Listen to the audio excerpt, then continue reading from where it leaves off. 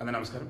నేను మరలా చెప్తున్నా, జగన్మోహన్ రెడ్డి ట్రాప్లో పడ్డారు అంటే వాళ్ళు ఎంత తెలివిగలరని కానీ కష్టమే, ఇంకా బయటపడలేరు.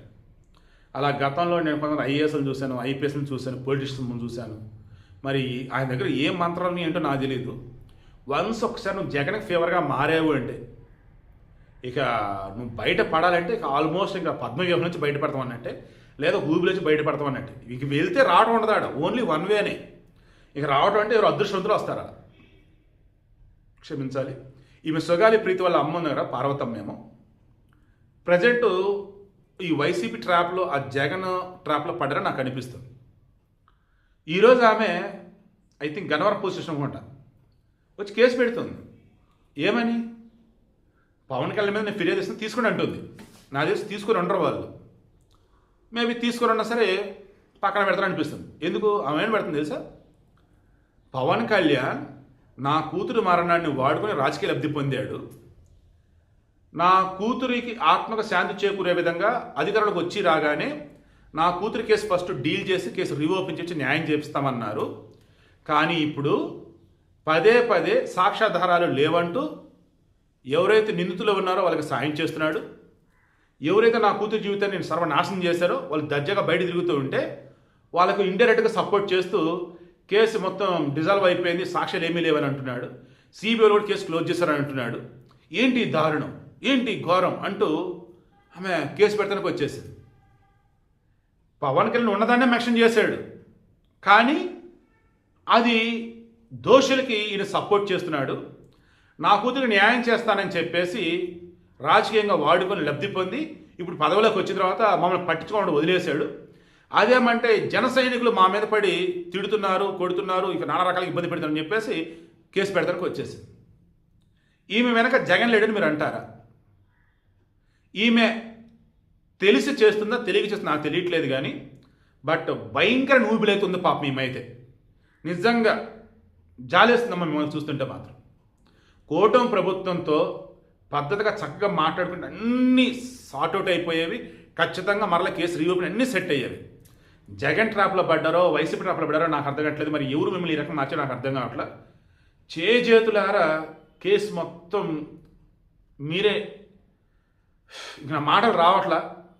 సరే చూద్దాం, పవన్ కళ్యాణ్ మీద కేసు నమోదు చేస్తారా, లేదా కేసు తీసుకుని దాన్ని పక్కన పడేస్తారా, లేదా కేసు తీసుకోరా, లేదా ఈమెను అసలు అదుపులోకి ఈమెతో మాట్లాడి కౌన్సిల్ సెషన్ నిర్వహించి అసలు ఏం జరిగింది ఏంటని అడుగుతారా? బట్ నాకైతే ఆమె ఎందుకు కొంచెం డేంజర్లో ఉన్నట్టు నాకు అనిపిస్తుంది. ఎందుకంటే నా కూతురికి నాకు న్యాయం చెప్తే నేను చనిపోతా అన్నట్టుగా మాట్లాడుతుంది. రాజకీయ నాయకులు ఎలా ఉంటారంటే వాళ్ళు గుడ్డ కాల్చి మేదేస్తారు. నేను చనిపోతే ఎవడో పెట్రోల్ పోసుకున్నాడు, వాళ్ళ దగ్గర అగ్గిపెట్టి ఉండదు, ఓన్లీ బెదిరిటి కోసం. బట్ పక్కన ఉండి అగ్గిపోలు వేసేస్తాడు. ఇక్కడ కూడా ఈమె కూడా నా కూతురు ఆత్మక శాంతి చేకూరాలి, నా కూతురు కేసులు ఎవరైతే ఇన్వాల్వ్ వాళ్ళకి శిక్షలు పడాలని ఉంటుంది కదా, అలా పడకపోతే నేను ఎక్కడ చనిపోతా, నేను ఎక్కడ నిరాహార దీక్ష చేస్తా, అంతే లేదా టీవీలో మాట్లాడుతుంది. నాకు ఎక్కడో తేడా కొడుతుందండి. ప్రభుత్వం ఖచ్చితంగా ఈమె కౌన్సిలింగ్ ఇవ్వాలి. ఖచ్చితంగా ఈమె భర్త కనిపించలేదు, రాజు నాయక్ ఎవరు గవర్నమెంట్ ఎంప్లాయ్ అనుకుంటా ఆయన, ఇప్పుడు ఆయన్ని ఈమెని కూర్చోబెట్టి అసలు కేసు ఎలా మొదలైంది, ప్రజెంట్ ఎక్కడ స్టేటస్ ఉంది అదంతా వాళ్ళు ముందు పెట్టండి. పబ్లిక్గా ఓపెన్ ప్రెస్ మీట్లోని ఇవన్నీ కూడా చూపెట్టండి. అప్పుడు వాళ్ళు కొంచెం కుదుటిగా ఉంటారు. అండ్ కేసు రీఓపెన్ అయ్యి సుగాలి ప్రీతి ఆత్మకి శాంతి కలిగే విధంగా దోష శిక్ష పడితే అయితే కోరుకుంటూ ఉన్నాను. ఇప్పుడు ఈ రోజు వచ్చేసి ఈ కంప్లైంట్ ఇవ్వడానికి కారణం ఇంకొక విషయం కూడా, ఆధారాలు లేకుండా ఏం మాట్లాడద్దు అని పవన్ కళ్యాణ్ గారు, డిప్యూటీ సీఎం పవన్ కళ్యాణ్ గారు చెప్పడం జరిగింది. మరి ఏ ఆధారాలు ఉన్నాయని ఒక వీడియోలోనేమో పోస్ట్ మార్టం రిపోర్టు అవన్నీ చూసి మీరు ఈ అమ్మాయి మీద అఘాయిత్యం జరిగింది అని చెప్పడం జరిగింది విత్ ఎవిడెన్స్ తో సహా. మళ్ళీ గెలిచిన తర్వాత మీరు చెప్తున్న వీడియోస్లలో ఏ ఆధారాలు పెట్టుకొని నా కూతురు సుగాలి ప్రీతి మీద అసత్య ఆరోపణలు చేస్తున్నారు చెప్పాలి పవన్ కళ్యాణ్ గారు. ఎవరు మీకు ఆర్డర్ ఇచ్చారు, లేకపోతే ఎవరు మీకు ఇన్వెస్టిగేషన్ చేసి మీకు రిపోర్ట్ ఇచ్చారో పవన్ కళ్యాణ్ గారు చెప్పాలి. అవి ఏవి చేయకుండా చుప్పకుండా ఈ 2 సంవత్సరాల్లో ఈ 2 సంవత్సరాల్లో పవన్ కళ్యాణ్ గారు గెలిచిన తర్వాత, కూటమి ప్రభుత్వం గెలిచిన తర్వాత సుగాలి ప్రీతి కేసులో ఒక్క అడుగు కూడా ముందుకు వెళ్ళలేదు, ఒక్క ఇన్వెస్టిగేషన్ కూడా జరగలేదు.